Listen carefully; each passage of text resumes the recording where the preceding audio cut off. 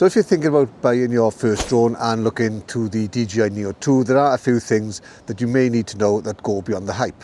Now the DJI Neo 2 does look perfect, but there are a few things that you need to know. And because I'm not sponsored, I can give you the honest truth about what I think about the DJI Neo 2, warts and all. So I'm going to be breaking down exactly what's good and what's not about the drone and whether or not it is actually worth it for beginners. And after some real world testing, I found 6 things that are great and 6 things which may actually stop you from buying the drone. Now, the DJI Neo 2 is designed to be lightweight, easy to use, affordable and perfect for first-time buyers.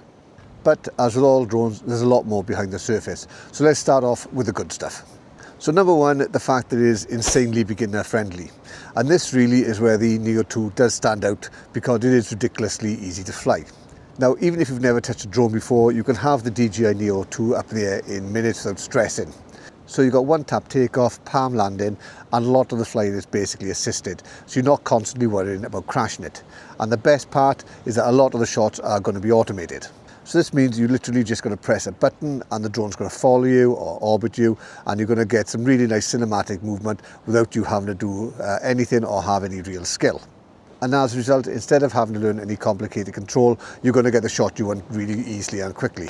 And that's why it's such a good entry point. It takes away the imitation factor that most drones have. So you don't need any experience, you just turn up and you're ready to go. And the downside of that is the fact it's got few advanced controls. But because the Neo 2 is designed to be simple, and I mean really simple, and for beginners, that's actually a good thing. As I said, you've got simple things like the one-tap fly-in, automated shots, and super simple control. But if you've flown drones before or you're planning to learn properly, this is where things start to get limited.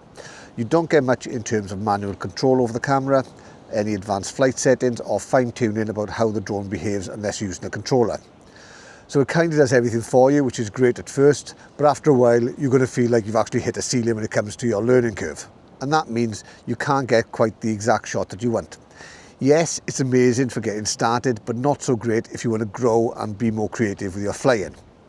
Next thing, which is great, is the fact that it's ultra lightweight, so there is no stress flying. And that's the great thing about the Neo 2 and possibly one of the main reasons why people are buying it, just how lightweight and easy it is. So this thing is under 250 gram mark, and that makes a huge difference. It's coming in at between 151 and 160 grams, depending on if you're using the transceiver or not. And what that means in real life is there's way less stress when you're flying it. You're not constantly worrying about any strict regulations, any heavy restrictions, or loads of setup before you actually fly the drone. It's just take off and away to go. So you literally take it out, launch it, grab the shot, and you're done in minutes. And mentally, that's different too. So because it's lighter and smaller, it doesn't feel as intimidating as some of the larger drones. So that means you're not constantly thinking that if I crash this, that's £1,000 down the drain. So it's way more relaxed, and that's exactly why it's a good thing for beginners. You can actually focus on learning to fly the drone and have fun instead of worrying about messing things up. Now the downside of that is the limited wind resistance. As I said, the Neo 2 is super light, which is great for portability, but you're going to struggle when the wind does actually pick up. So in calm conditions, it's absolutely fine. You're going to get smooth, stable footage with no issues, but the second you get more than a moderate breeze, then you're going to notice it. It's going to start to drift a bit and you'll see it fighting to hold position. And this means that your footage could end up being a little shaky. And if you're somewhere more exposed, like on a beach or somewhere high up, it's going to struggle more than you expect. It's not that it can't handle wind at all, it's just the fact that it's not really built for it. And if you want to see a full wind test on the DJI Neo 2, there's one up here that I did a few weeks ago. So realistically, it is a drone you really want to fly on a calm, windless days. Otherwise, you're going to spend a lot of time worrying about control and trying to get the actual shot that you want. So yes, brilliant for good conditions, but not something you want to push when you do have a bit of a wind. And then going on to number 5, you've got the smart AI features. And this is where the Neo 2 actually gets really impressive because the drone does a lot of the work automatically for you. So the big thing with this is going to be the tracking, and it does use active track. So basically you just set it to follow you, it's going to lock onto you and it's going to keep you in the frame automatically. Now you can be walking, running, cycling, whatever you're doing, and it is going to keep up surprisingly well, and it's not just stuck behind you. So it can track you from all different angles, from the side, from the front, diagonally, so your footage is going to look a lot more dynamic. And then obviously you've got control methods that go along with this, either using gesture control or voice control. So instead of using the buttons on the drone or your controller, you literally just raise your hand up to move the drone about, or use your voice to tell it what moves you want it to take. And again, for beginners, this is huge. There's also pre-programmed shots, things like quick shots or the cinematic modes, where you could just tap the drone once and it's going to create the full video for you using things like master shots. Plus, it's got inbuilt sensing, so it's going to detect anything that's actually around you for obstacle avoidance. So of course this means when the drone is actually out following you, it's actually going to try and avoid crashing into things. And again, that makes things a lot more, less stressful. And yes, the AI features and the tracking are possibly one of the best features that you've got on this drone. So it's going to be less about flying and more about the drone actually filming for you. But again, the downside of this is the fact that it's not upgrade proof. So the DJI Neo 2 is great to start with, no questions about that. But is it something you're really going to grow with and improve your skills with? And the answer to that is no. And what usually happens is that you buy a drone, you use all the AI features and you learn the basics and you get comfortable pretty quickly. And then you start wanting to do more. You want things like better camera quality, longer flight times, more control over your shots. And this is where you are going to get limited. Because it is designed to be simple and to do a lot for you, which is great at the start, again, it's going to mean that there is a ceiling that you're not going to be able to push past. So in a few months, you might start thinking to yourself, okay, I need something better now, and then you're going to have to start thinking about something more advanced and upgrading. So yes, it's a great entry point drone, but just don't expect it to last forever. And then that goes on to the compactness and portability of the drone. So one thing that the DJI Neo 2 absolutely nails is how compact and portable it is. Like, it is really small, as you can see. You can just throw it into your backpack, small bag, or even a jacket pocket, and you are ready to go. So obviously there's no big setup, no bulky case. You just literally grab it and fly. And that makes a huge difference, especially if you're traveling or just out for the day. You're way more likely to actually bring it along with you and fly instead of leaving it at home. So compared to the big drones, it does feel a lot more casual. There's no big planning involved when you want to take it out. It just fits into whatever it is you're doing on that day. And honestly, for beginners or content creators, that is a massive win. And this is the point where I'm going to stop for 2 minutes and say, if you are finding it useful, if you could do the like, subscribe, notification and the hype, that would be greatly appreciated. And there's also an option there for buy me a coffee. If you'd like to do that, that would be greatly appreciated too. So next up is the shorter battery life. Now the battery life is one of those things that sound better on paper than it actually performs with in real life. So because it is compact and portable, it has smaller batteries.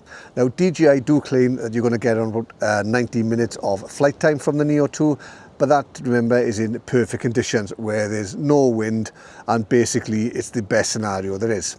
In reality, you're probably looking at between 9 and 12 minutes once you start using the drone properly. If you're going to be pushing it, flying it faster, or you're dealing with wind, it's going to drop really, really quickly. And I've also done a full test on wind conditions, which you can watch up here. So it ultimately means that once you get in the air, you're going to get a couple of shots in, and then suddenly you're already thinking about bringing the drone back to you and landing. So as a result, realistically, you're going to need at least 3 or 4 batteries. Otherwise, your flying sessions are going to be really, really short. So it's not terrible, it just means that's the trade-off of having a lighter drone with smaller batteries, but it is definitely one of the weaker points that you do need to be made aware of. And then moving from that, you've got another good point, and that's it's great for content creators. Because for content creators, it does make a lot of sense having a drone like the DJI Neo 2. So if you're someone who's making TikToks or Instagram reels or YouTube shorts, the drone is going to be kind of perfect for that. It's going to be quick to set up and easy to fly, as I've said earlier, and you do have all the smart tracking that's going to do a lot of the work for you. So you don't need any decent piloting skills to get the shot. As I said, you literally launch it, hit follow, and it's going to start recording.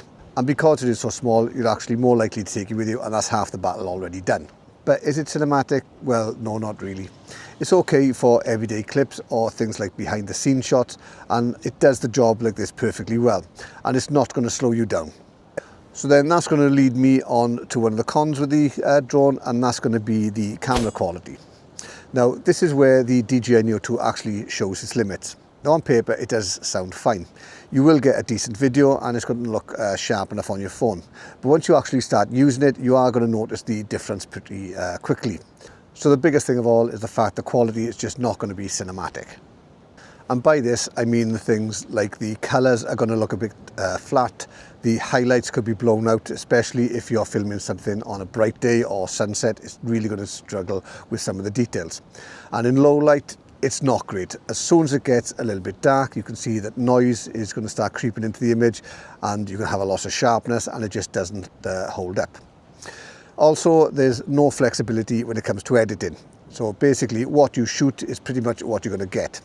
You can tweak it a little bit, but you're not going to get that professional, polished look out of the drone. So if you are chasing high-end drone footage, you're probably not going to get that delivered with the Neo. Another good thing about the Neo is the fact that it is more affordable than other drones, and this is great if you are just starting out in the hobby and learning to fly. Because let's face it, you don't really want to spend £1,000 just to have a drone flying in the air that you don't really know how to control properly. So with something like this, it means that there is a lot less pressure. You can go and you can make mistakes, you can learn how to control it properly, build your confidence without constantly worrying about something you're going to crash that's really expensive. So overall, yes, it is much cheaper, but it is also a much safer entry point when it comes to flying drones. But the downside of that is that because it is cheaper, you're not going to have the range and flexibility that you do with bigger drones. Now, on paper, DJI will always give you some pretty solid numbers, but realistically, this isn't a long-range drone. It is more designed for close-range, easy flying. So in the real world, you're not going to be able to send it miles away. And in tests I've done, I've reached a little more than a mile before the battery has dropped and needs to come back to me. Plus, if you've got things like a headwind, then that distance is going to be shortened dramatically, and you're going to be asking for trouble. So once you start pushing out further, the signal can drop quickly, the video feed might start to lag, and you're probably going to feel less comfortable actually flying the drone, especially if you're in areas where there's buildings, trees, or any kind of interference. So could it go far? Well, maybe, but should you do it? Possibly not. It's definitely more of a stay close drone that's filming yourself, a keep it simple kind of drone, something not for long distance exploration. So those are 6 pros and 6 cons to the DJI Neo 2 that you may not have been aware of, especially when you're reading on the blurb. So it boils down to this: who is the DJI Neo 2 actually for? Well, if you've never flown a drone before and you want something that's going to be completely stress-free and simple, and you care more about having fun than perfection and want just to create some casual content for social media and travel, then this is possibly one of the easiest drones you've got into the market. But it's not going to be ideal if you do want to get some professional level footage, if you plan on doing longer flight times, and if you plan to get serious about drone cinematography. In that case, you need to go for something bigger because you are going to outgrow this drone pretty quickly. So the bottom line is this: it is a fantastic drone for a beginner. It's super easy to use and simple. It's lightweight and portable, and it is packed with some really smart features. But it does come with trade-offs when it comes to power, quality, and longevity. So if you are just starting out, then this possibly is the best first drone you could buy right now. But if you are thinking of long term, you may want to consider something which is a bit more advanced. So anyway, that's the end of the video. If you could let me know in the comments below if you would actually go for the DJI Neo 2 or go for something bigger, then I'd love to hear from you. If you've got any questions in relation to the DJI Neo 2, the Mini 4 Pro, the Mini 5 Pro, the Hover X1 Pro or Pro Max, or the DJI Lito, also let me know in the comments below. And if you could do the like, subscribe, notification bell and the hype button, that would be greatly appreciated. And I'll catch you again next time, and thanks for watching. Bye.